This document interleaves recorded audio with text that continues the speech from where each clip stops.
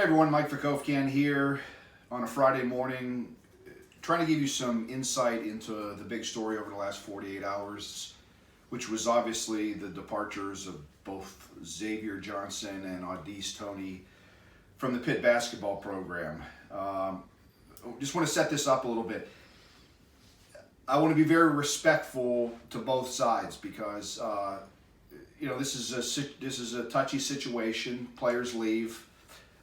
They have futures ahead of them somewhere. And also you got to give respect to Jeff Capel because in his program, because he hasn't really in depth addressed the situation. He may do so today.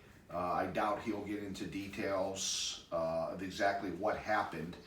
But I can tell you that after the situation was released yesterday, as you'd imagine, both Alan Saunders and I were working the phone, trying to find out what happened. I contacted a number of people, and I spoke at length with one person. Not going to give their name, but a person that I'll just say that is very familiar with the situation, very familiar with the program. And I spoke to this person close to 45 minutes, 45, maybe longer.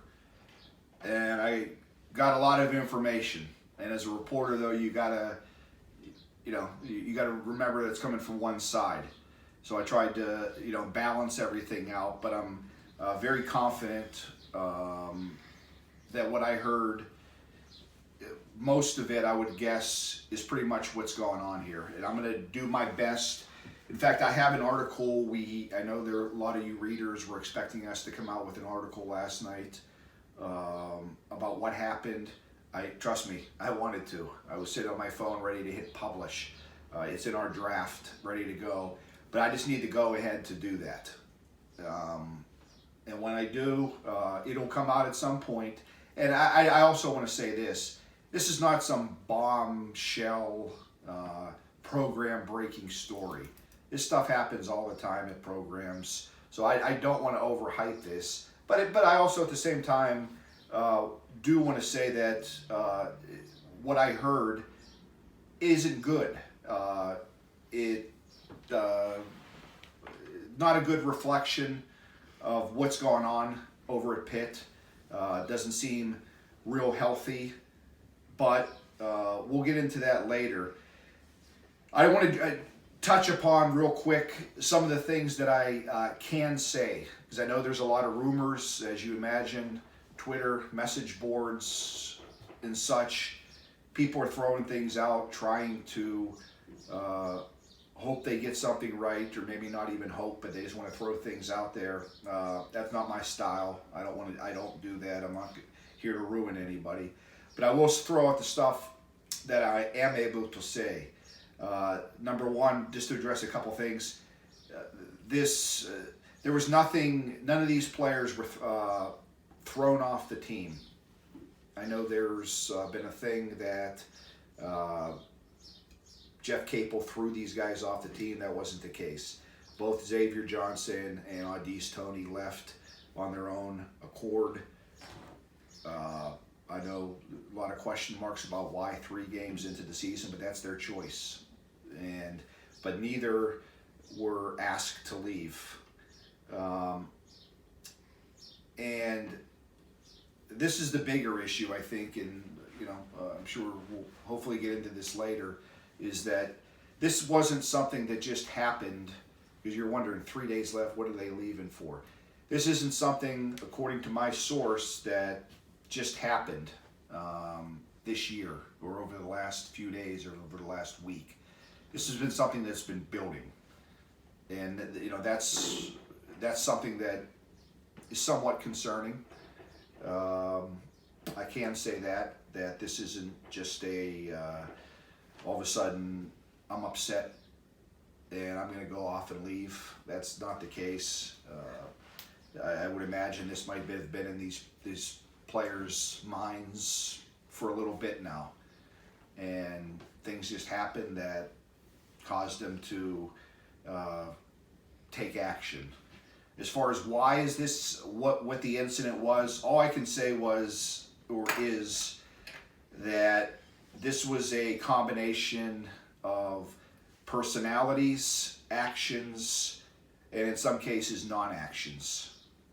You can go through that statement and figure out what I'm saying there, but I'll say it again, this was a combination of personalities, actions, and in some cases non-actions. You can go from there. But I will say this too, I think Jeff Capel needs to, assuming all of this is what's going on, I think Jeff Capel, he's in his third year here. He's been under Coach K for a long time. He hasn't been a head coach for a while since at Oklahoma. I think he needs to get a better control of his program, of things that are happening. And hopefully this is just a one-time issue, and this is something that doesn't happen again. Having upperclassmen, a program like Pitt needs upperclassmen. They're not going to be the Dukes of the world or the Kentuckys. They're going to have one and dones. They're going to need players in their program to develop and be there for the long haul, which is how Pitt is going to be successful, which was how Jamie Dixon and Ben Holland were successful, by having upperclassmen staying through the test of time, sophomore, junior, seniors, and then you have that advantage maybe with some younger programs. He can't be having players, although it's the trend in college sports today, he can't allow this to become something that happens next year, year after, because of things within the program.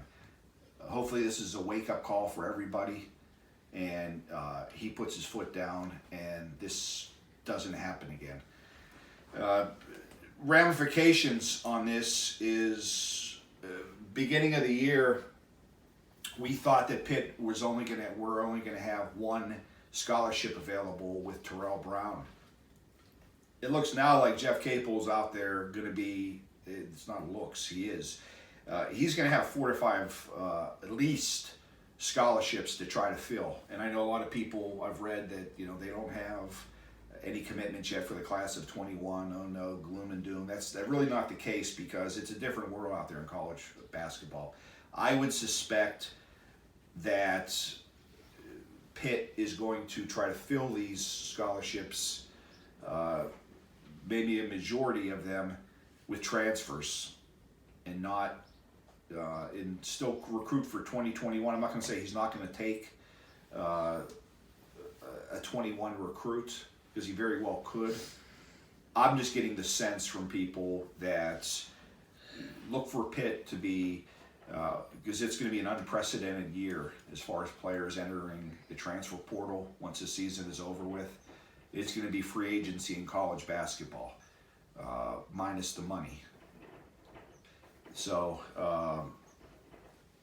Pitt's going to have 4 to 5 scholarships, and in basketball, unlike football, you could build something up quick. He's going to need, him and his staff are going to need to identify players at positions that they need, and hopefully they can bring them in. So we'll see with that. I have one other thing with Xavier Johnson to keep an eye on. Little birdie. We'll see if this birdie is correct. Don't be surprised when his name's, when he starts looking at teams. Don't be surprised if Indiana is a team that is in on him and maybe he ends up at. I know he just made this decision a couple of days ago. It's fresh, but Kenya Hunter recruited him hard while at Nebraska when he was there. I wouldn't, from what I hear, like I said, from a pretty good source, don't be surprised if Indiana is very big in on, makes a hard push for Xavier Johnson. So I just wanted to throw this out there. I felt we needed to, because of how big the story was, that we needed to address this in some way. It's not the fashion that I wanted to. Hopefully, I'm able to come out with my story here in in the very near future. Just put it that way. But I wanted to give you guys a little bit of what I'm hearing with the most that I was able to say, and at the same time being respectful to people I talked to, and also the players and coaches involved. So stick with Pittsburgh sports now. Anything else regarding the Pitt basketball team, and hopefully no one else leaves, we'll see. But until then, this is Mike Vukovcan. I appreciate you checking this out.